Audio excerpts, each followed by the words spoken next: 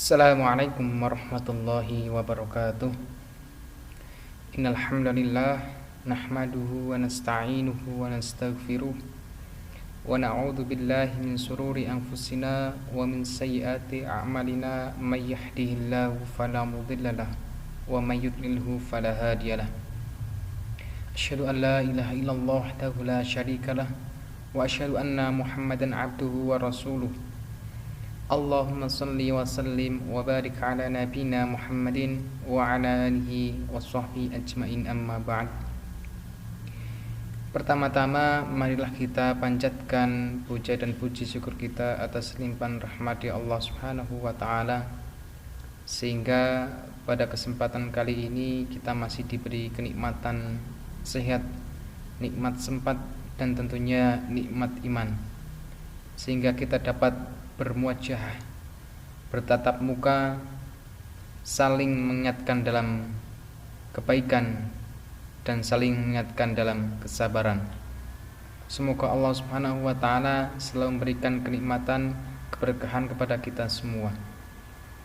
Kedua kalinya salawat dan salam semoga tetap tercurahkan kepada baginda Nabi Agung Muhammad sallallahu alaihi wasallam, Nabi akhir zaman, Nabi yang menjadi penutupnya para nabi, Nabi yang kita nantikan syafaatnya besok di yaumul akhir. Semoga kita semua dapat mendapatkan syafaatnya di yaumul akhir. Ma'asyiral muslimin rahimakumullah. Syekh Shalih Al-Mujaddid menjelaskan tentang makna dunia dan alasan penyebutan sebagai ad-dunya setidaknya ada 3 hal. Yang pertama adalah karena dunia atau al-hayatu ad-dunya terambil dari kata dani yang berarti rendah, seperti posisi dan jabatan manusia di dunia menunjukkan itu. Berbeda dengan surga atau jannah yang disifati aliyah atau tinggi. Allah Subhanahu wa taala berfirman dalam surat Al-Haqqah ayat 22. A'udzu billahi minasyaitonir rajim. Bismillahirrahmanirrahim. Fi jannatin na'im, fi jannatin na'im, fi jannatin 'aliyah. Dalam surga yang tinggi. Surat Al-Haqqah ayat 22. Dan yang kedua adalah karena singkatnya waktu di dunia atau karena singkatnya waktu kehidupan di dalamnya, seperti ditujukan dalam beberapa ayat Al-Quran. Perumpamaan singkatnya adalah seperti waktu pagi menuju duha. Allah Subhanahu wa taala berfirman, A'udzubillahi minasyaitonirrajim. Bismillahirrahmanirrahim. Ka'annahum yawma yarawnaha lam yalbathu illa 'ashiyatan aw duhaha. Yang artinya pada hari mereka melihat hari berbangkit itu, mereka merasa seakan-akan tidak tinggal di dunia, melainkan sebentar saja di waktu sore atau pagi hari. Surat An-Nazi'at ayat 56. Dari ayat yang pertama tadi bahwa surga itu derajatnya lebih tinggi daripada dunia, dijelaskan bahwa surga itu lebih tinggi dari dunia, akan tapi manusia masih saja mencari dan meninggikan apa yang ada di dunia ini, padahal jatinya dunia itu hanyalah sementara. Kemudian pada ayat yang kedua, bahwa ketika terjadi hari berbangkit itu, manusia itu seakan-akan tidak tinggal di dunia, karena sudah diibaratkan bahwa waktu yang sebentar itu hanya terjadi ketika jaraknya antara subuh dengan waktu duha. Ibarat lain adalah ketika kita mencelupkan tangan kita atau jari kita ini, kemudian jari kita ini dicelupkan ke dalam lautan dan kita angkat, kemudian apa yang menempel, air yang menempel pada ujung jari kita itu, itulah dunia. Itulah dunia yang hanya sementara. Padahal akhirat itu yang sebanyak-banyak, yang selama-lamanya itu. Dunia itu hanya yang menetes saja. atau yang menempel pada diri kita itu. Dunia diibaratkan seperti tong sampah, baunya busuk, tapi manusia malah berlomba-lomba meraihnya. Kita sangat meyakini itu. Kita sadari itu bahwa manusia yang dijanjikan oleh Allah ketika masuk surga akan diberikan apapun, semuanya kebaikan yang ada di akhirat ataupun yang ada di surga itu melebihi di dunia. Tapi karena orang-orang itu tidak merasakan secara langsung, sehingga mengibaratkan bahwa dunia itu adalah suatu yang luar biasa. Dan tentunya surga itu untuk orang-orang yang beriman, karena surganya orang-orang kafir itu diberikan di dunia, sedangkan surganya orang-orang yang beriman itu akan diberikan di akhirat. Jikapun ada nikmatnya ataupun nikmat yang ada di dunia ini ialah jatinya hanya seperti ujung sayap nyamuk, sangat kecil. Coba kita bayangkan, nyamuk itu yang bentuknya sangat kecil, itu masih diambil sayapnya atau ujung sayapnya. Betapa kecilnya kenikmatan yang ada di dunia dibandingkan dengan kenikmatan di akhirat nanti. Dalam sebuah riwayat ceritakan bahwa suatu hari Umar bin Khattab sedang berjalan bersama para sahabat. Jadi ketika itu Umar bin Khattab sedang berjalan bersama sahabat-sahabatnya, berjalan bersama gitu. Lalu melewati sebuah tempat sampah. Tentu kalau kita melewati sebuah tempat sampah, kita akan merasakan sesuatu, entah itu bau dan sebagainya. Lalu mereka atau Umar bin Khattab dan para sahabatnya itu, mereka melewati sebuah tempat sampah dan para sahabatnya menutupi hidung mereka. Jadi karena baunya sampah itu, akhirnya mereka menutupinya dengan tangannya atau hidungnya ditutupi karena bau. Kemudian Umar bin Khattab lalu menjelaskan bahwa seperti itulah dunia. Jadi diibaratkan sama Umar bin Khattab bahwa dunia itu hanya sekedar sesuatu yang bau, karena di akhirat nanti atau di surga itu berbau wangi. Rasulullah SAW bersabda, seandainya dunia ini di sisi Allah senilai harganya dengan sayap nyamuk, niscaya Allah tidak akan memberikan atau memberi minum barang seteguk sekalipun kepada orang kafir. Kalau dunia ini lebih berharga daripada ujung sayap nyamuk itu, Allah akan berikan kenikmatan itu kepada orang-orang yang beriman. Akan tapi tidak, dunia itu hanyalah sementara. Ada yang mengatakan bahwa ketika kita hidup dunia ini seperti ketika kita mampir ke tempat orang lain untuk minum, dan hanya jangkauannya itu waktu hanya sebentar saja. Lebih jelasnya dalam hadis ini, seandainya dunia ini di sisi Allah senilai harganya dengan sayap nyamuk, niscaya Allah tidak akan memberi minum barang seteguk sekalipun kepada orang kafir. Jadi orang kafir itu tidak akan dikasih kenikmatan oleh Allah. Akan tapi Allah menjanjikan bahwa kenikmatan nanti di akhirat itu lebih banyak, lebih luar biasa untuk orang-orang yang beriman. Hadis riwayat Tirmidzi dan berkata hadisnya adalah hasan sahih. Maka secara sederhana bisa kita gambarkan bahwa dunia itu rendah secara geografis.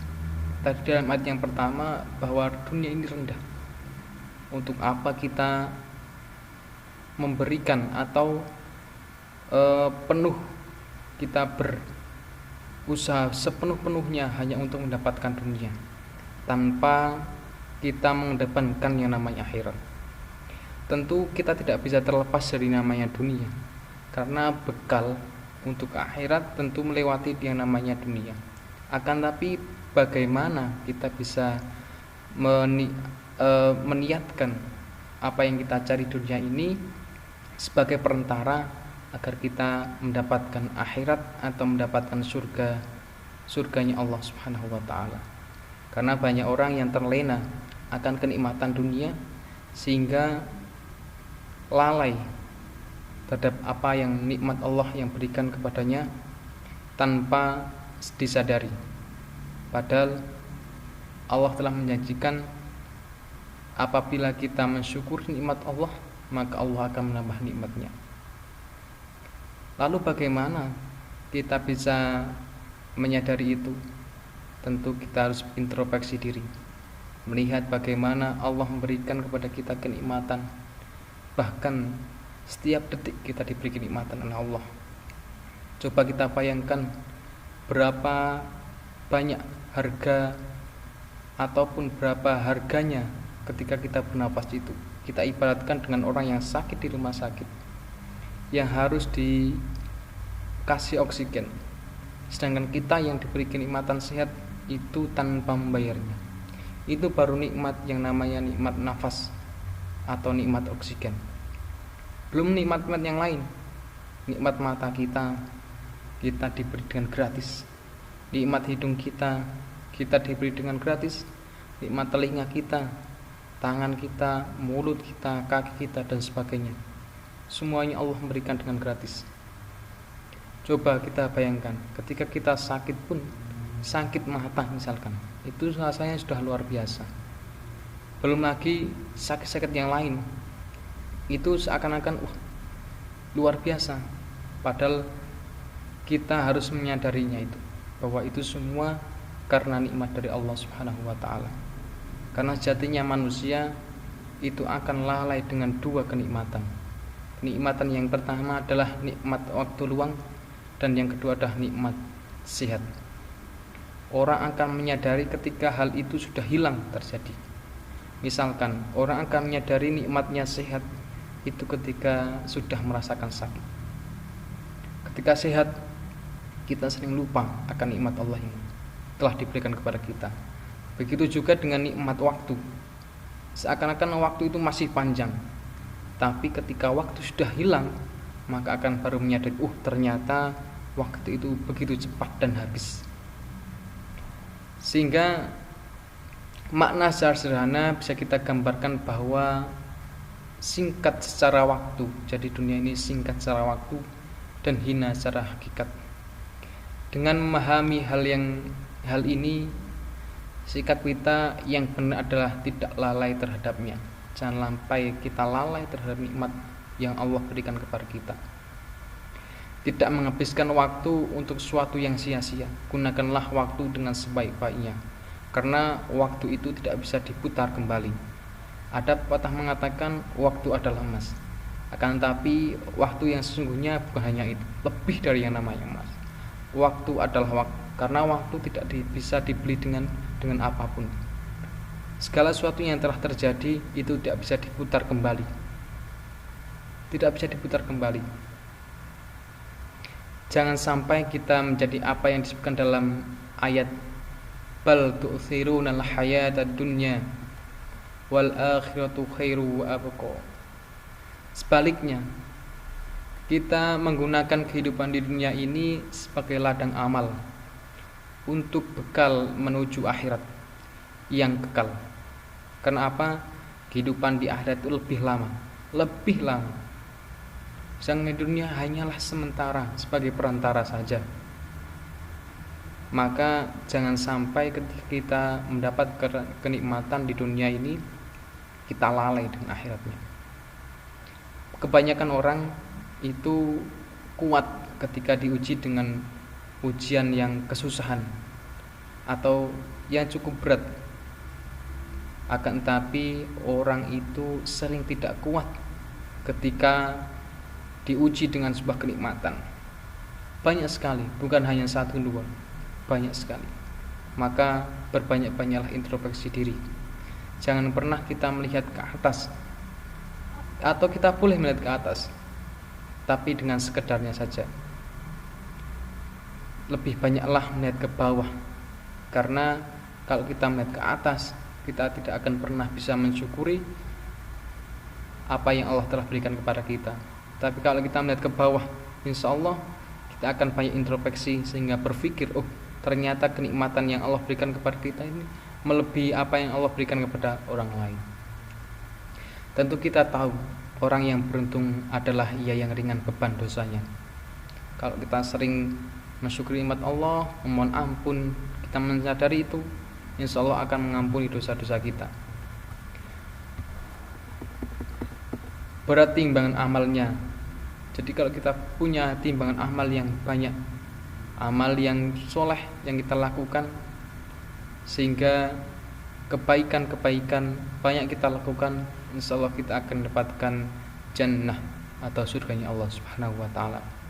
Semoga kita semua menjadi orang yang akan sadar akan adanya akhirat dan sadar bahwa waktu di dunia ini hanyalah sementara.